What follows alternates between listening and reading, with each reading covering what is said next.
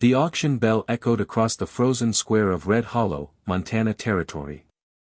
Grace Holloway stood perfectly still, though every part of her body wanted to tremble. 6 small children pressed against her worn coat, hiding from the bitter February wind that swept through the town like a knife. Only 20 seconds remained. 20 seconds before the officials signed the papers that would scatter her family forever. Her oldest daughter, Emma, barely 14, wrapped an arm around her younger brother Daniel while trying to look brave. 12-year-old Samuel clenched his jaw, refusing to cry.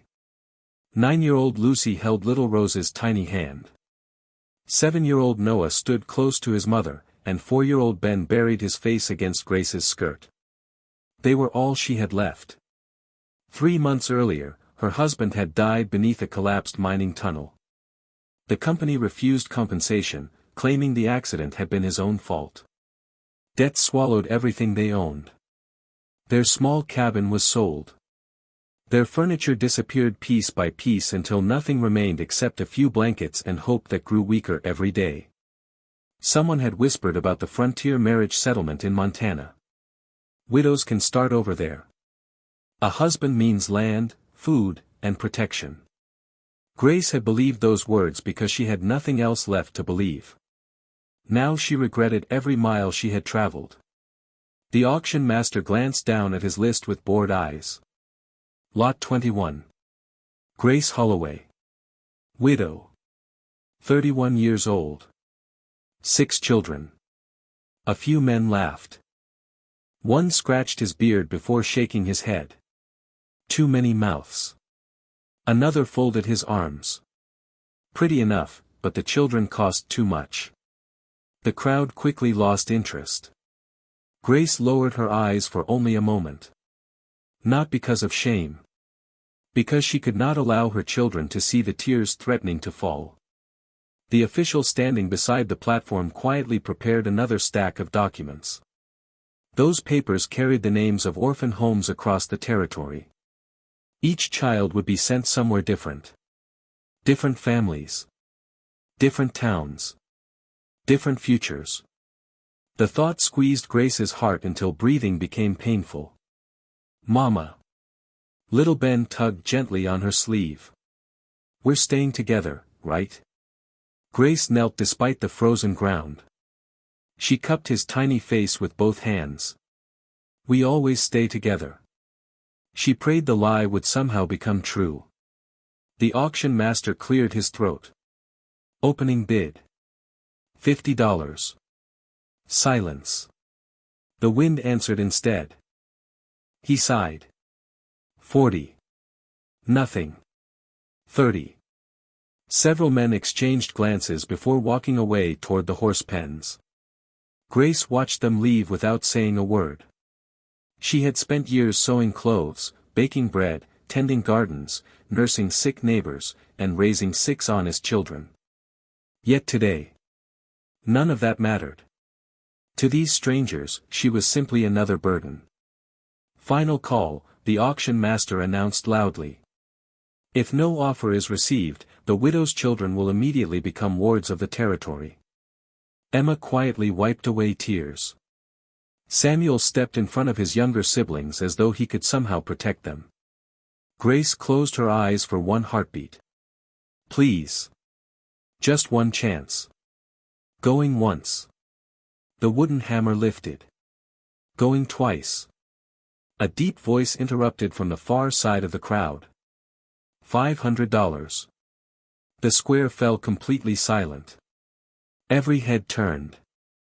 A tall man slowly walked forward through the gathering. His long black coat carried fresh snow across the shoulders.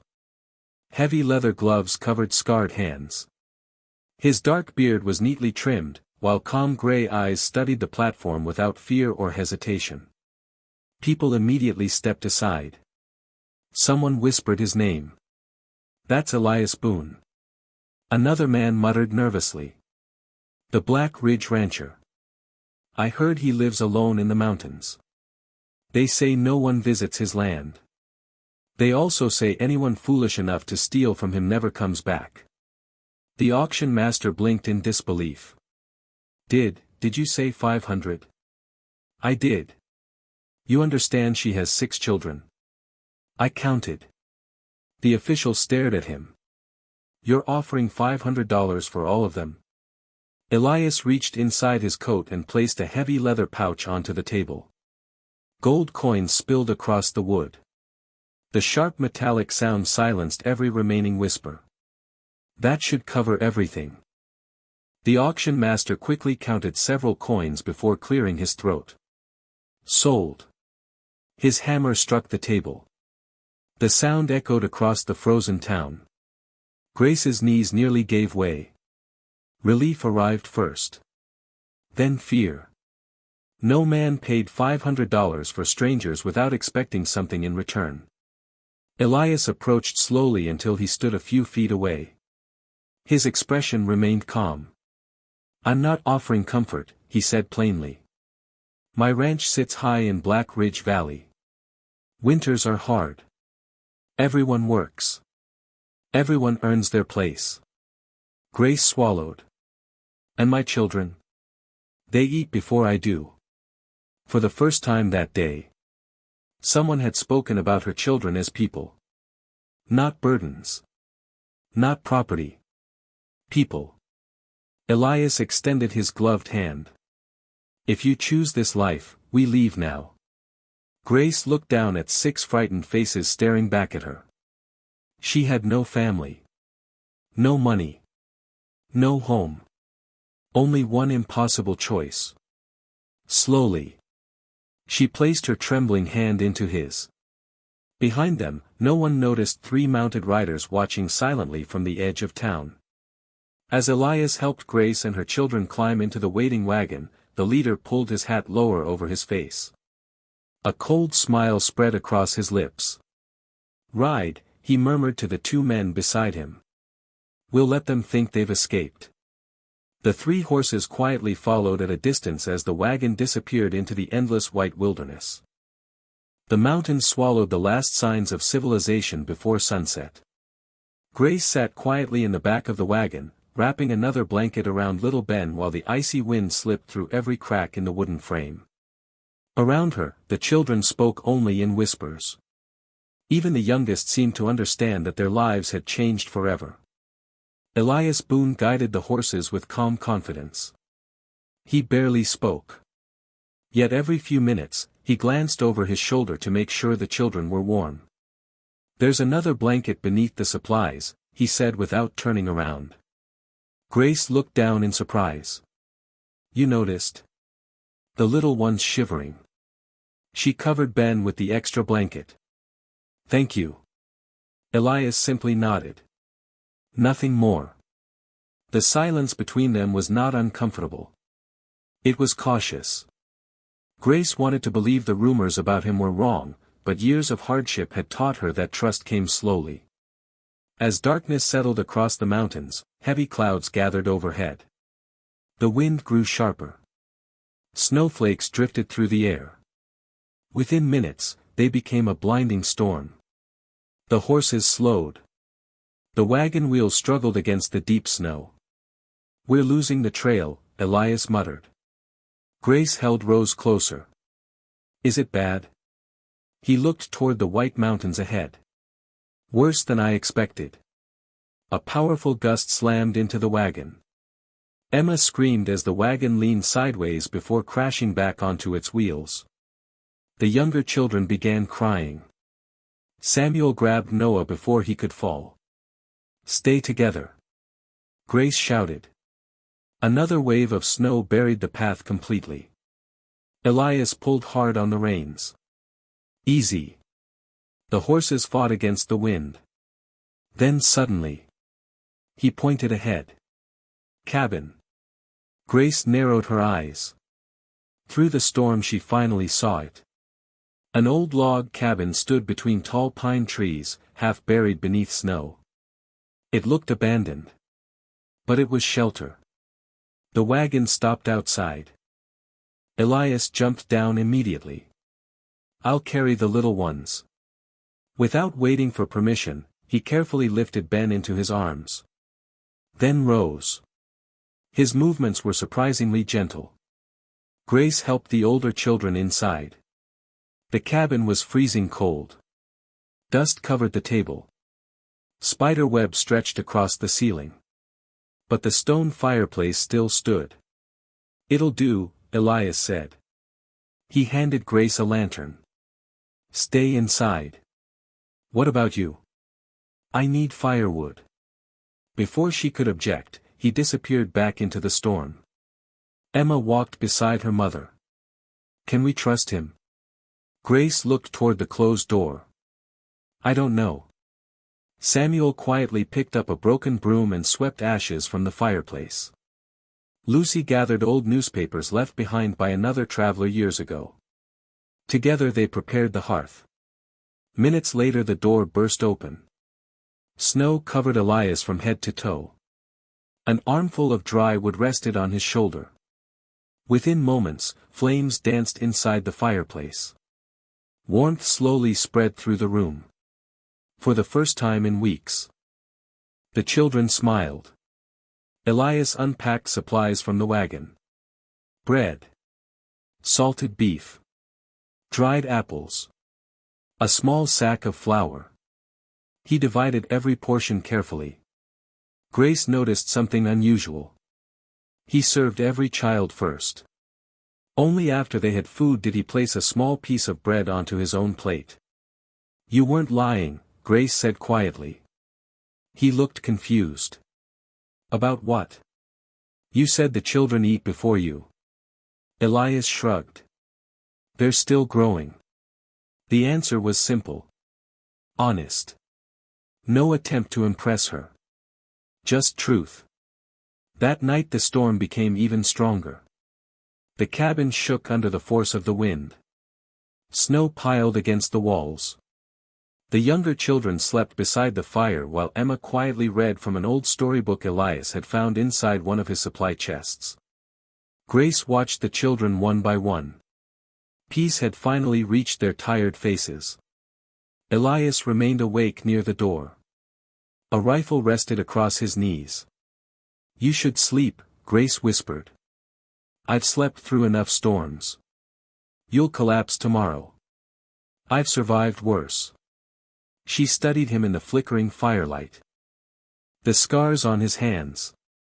The calm in his eyes. The silence he carried everywhere.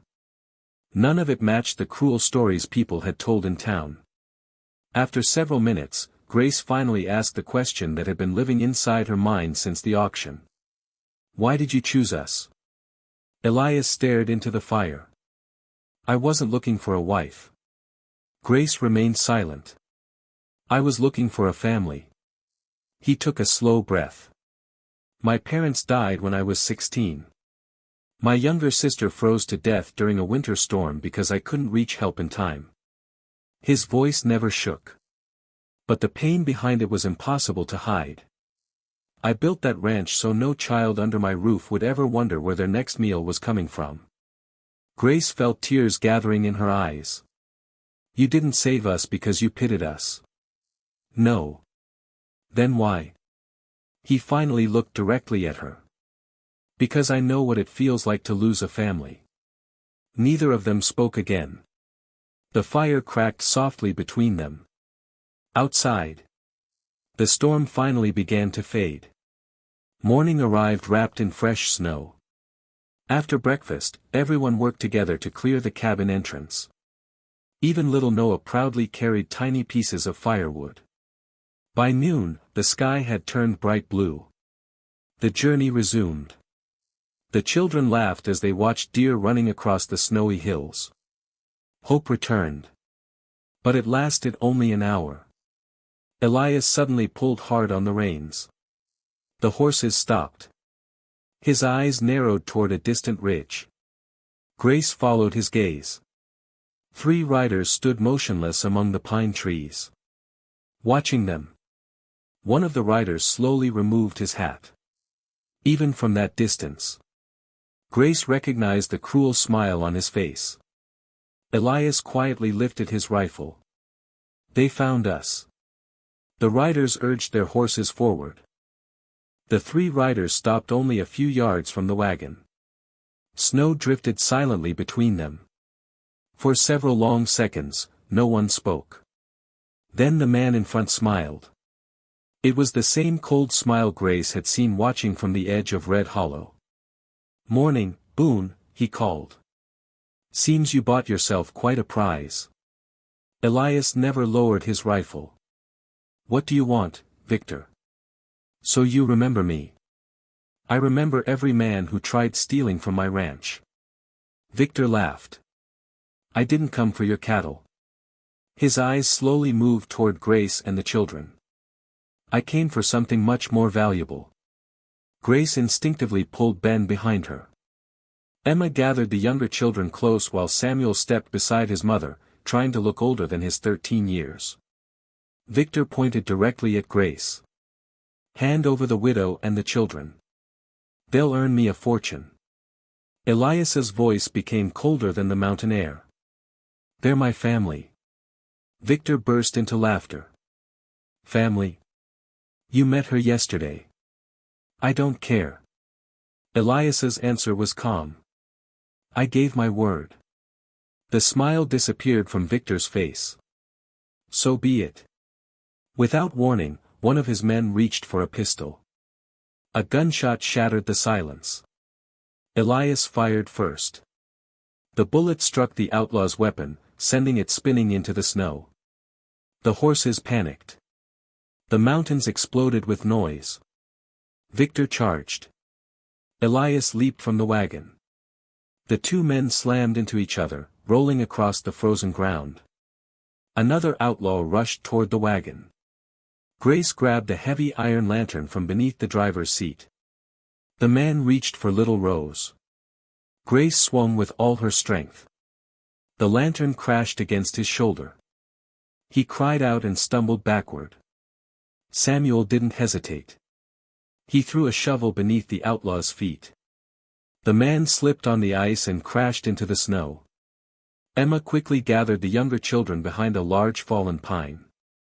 "Stay down," she shouted. Meanwhile, Victor pulled a hunting knife. He lunged toward Elias. The blade sliced across Elias's shoulder. Blood stained the white snow. Grace felt her heart stop. "Elias." Victor raised the knife again. "You should have stayed alone, Boon." Before he could strike, Grace snatched Elias's spare rifle from the wagon. She ran through the deep snow. Victor turned just in time to see her. His cruel smile returned. "You don't have the courage." Grace tightened both hands around the rifle. "No. I have something stronger." She swung the wooden stock with every ounce of strength she possessed. It smashed against Victor's jaw. The outlaw collapsed instantly.